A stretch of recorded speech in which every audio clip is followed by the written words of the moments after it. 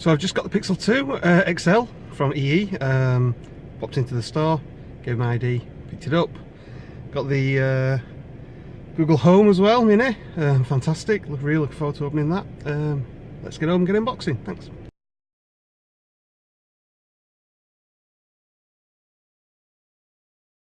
Okay, so here it is, the Pixel 2 XL. I have opted for the black and white version, so dying to get into this. Let's get it open. Get rid of that. You can see, as you've probably seen before, bit of damaged box there.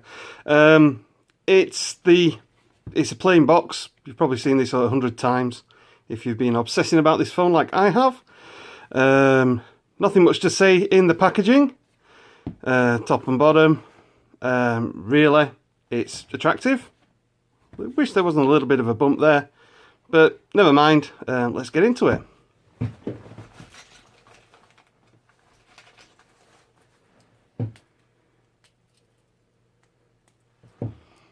Okay, the obligatory sellotape.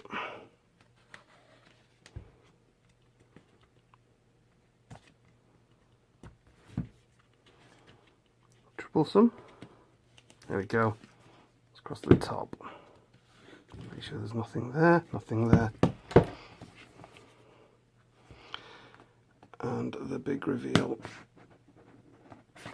Oh, fantastic. Sorry about that, little Ken. What a beautiful phone.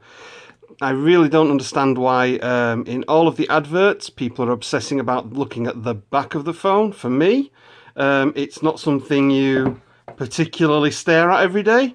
Yeah, it looks okay. It looks actually reminiscent of the first gen iPhone, which itself had a two-tone back with a plastic panel at the top. I have one of those around here somewhere.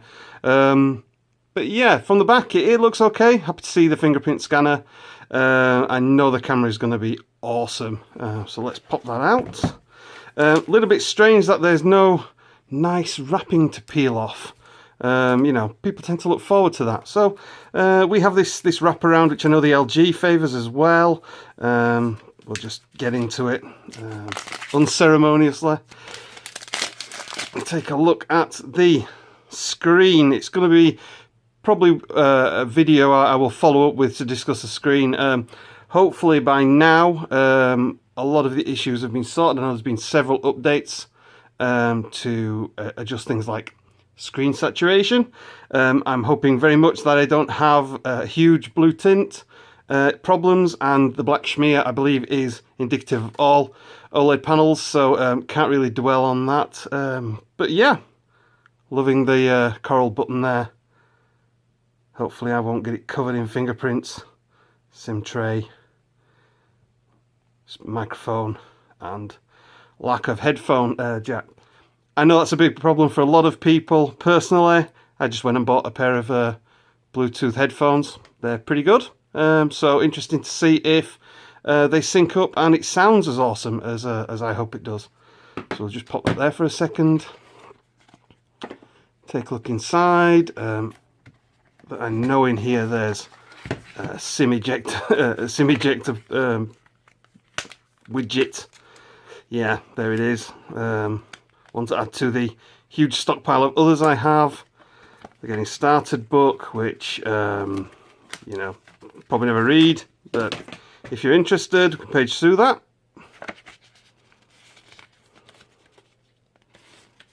It's a folding out one. So how to eject your SIM, amazing. Unfortunately in the UK we don't get the eSIM. I was hoping for that and hoping that we could get dual SIM phones through that, but alas, EE said no. Yeah, and we'll be covering what the old phone and new phone cable does there. So, as it says, let's get started. Oops, we have the what is the widget to connect your old phone to your new phone to pull across data and set your phone up. Again, we'll be covering that later. The infamous dongle. There is a DAC in here. It's not a quad DAC, it is a DAC.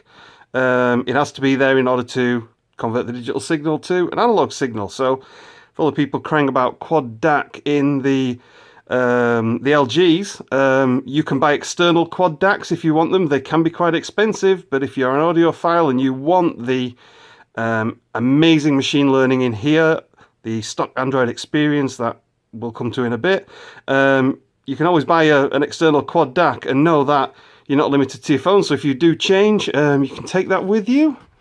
And we have strangely, a USB Type-C to USB Type-C cable. I was hoping for a standard USB Type-A pin, as you would get with any other phone. So it's interesting that this comes with that. I have bought some other cables with USB-C to USB-A with a magnetic connection on as well. So hopefully we'll be talking about that in the not too distant future. And finally the power brick, which I noticed people have stopped calling a wall wart. So, you know, stows away nicely, USB-C connection there. And that is about everything. I'll try to lay this out for you a little bit better. Bear in mind, this is my first YouTube video on this subject. Well, any subject really. So